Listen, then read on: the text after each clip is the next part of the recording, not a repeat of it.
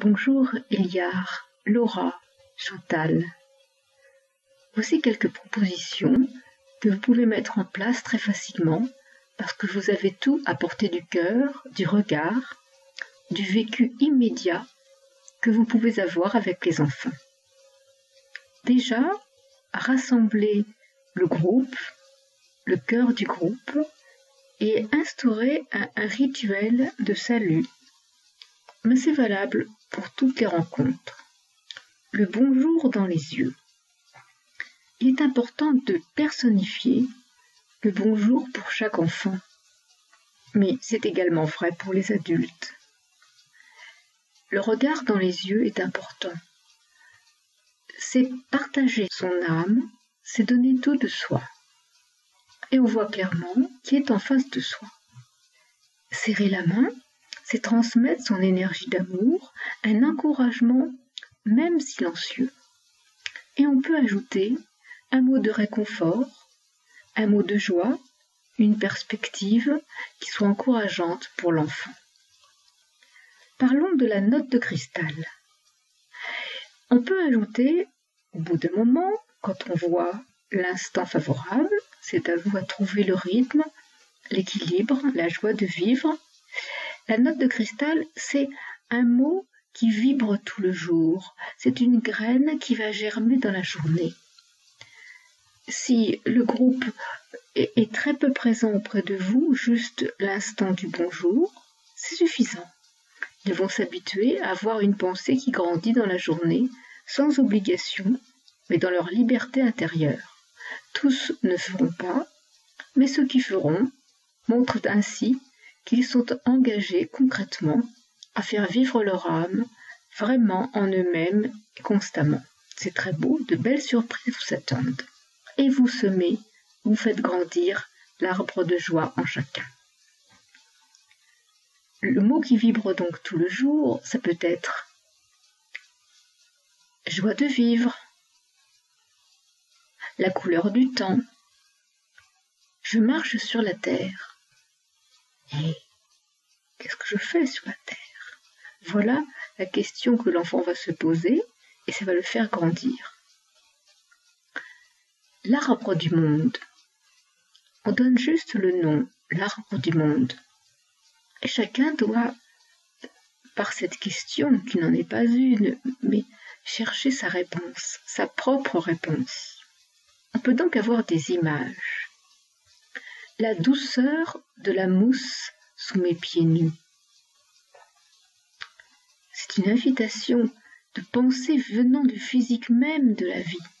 Voilà ce qui va permettre aux enfants de développer leur sensibilité, leurs paroles naturelles, sans avoir un effort à rechercher une situation inconnue. Ensuite, on pourra développer une situation inconnue. Mais pour l'heure, c'est l'idéal. Ainsi, dans la journée, ils vont penser mes pieds nus sur la mousse. Ils vont avoir quelques idées, mais vont-ils les garder? Voilà encore un acte à réaliser d'une manière constante. Pour qu'ils soient libres d'écrire et de penser, proposez-leur d'avoir un simple bout de papier et un bout de crayon dans la poche. Ils peuvent avoir un petit carnet, ça prend aussi de la place, ou recopier ensuite dans le carnet. Mais le fait d'avoir un petit bout de papier, c'est penser aussi à mettre en place, en souvenir, garder une trace de leurs pensées. Et c'est ainsi que de très beaux poèmes, des pensées extraordinaires, naissent des enfants, mais parce qu'ils l'ont conservé, ils peuvent le partager avec vous. Quelque chose de très précieux et accessible à tous. Lorsque vous faites une proposition de groupe, vous ne devez pas tout apporter vous-même en dirigeant les opérations. Vous devez lancer l'idée et, si besoin, recueillir auprès des enfants des réponses, un complément à l'idée, une richesse supplémentaire. C'est aussi les inclure dans l'acte du groupe, c'est aussi les reconnaître en tant que créateurs, vous aidant tout le groupe à ce que le projet soit enrichi par tous. C'est très porteur et les enfants aiment beaucoup. Et pour vous, vous n'avez pas à tout apporter, vous démarrez l'idée et vous leur permettez de construire avec vous la suite. Là encore, de belles surprises vous attendent. Il faut donc grandir leur richesse parce que c'est aussi grandir l'expression de l'âme.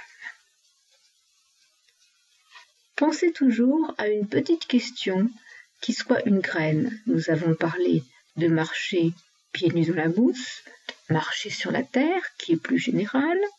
On peut dire aussi par rapport au temps. Que me dit le vent aujourd'hui? On peut le dire aussi pour la pluie, pour le soleil, pour la lumière du soir. Que me dit l'aube, le couchant, le sable sur lequel je marche, le bruit des vagues, la voix de la mer, l'horizon tout là-bas. Alors on peut développer tout simplement par rapport à son univers, l'univers que l'enfant aussi vit comme vous. Je vous y invite, c'est très simple, parce que vous avez tout sous les yeux autour de vous. C'est ainsi que l'on construit le regard de l'enfant, le regard du cœur qui s'exprime.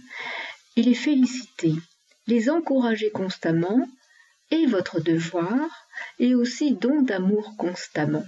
Il faut beaucoup aimer les enfants, sans les obliger à une réponse dans le système dans lequel nous vivons, qui est extrêmement difficile et pénalisant pour eux, mais au contraire, dans cet espace de liberté, où ils peuvent s'exprimer sans être condamnés ni limités.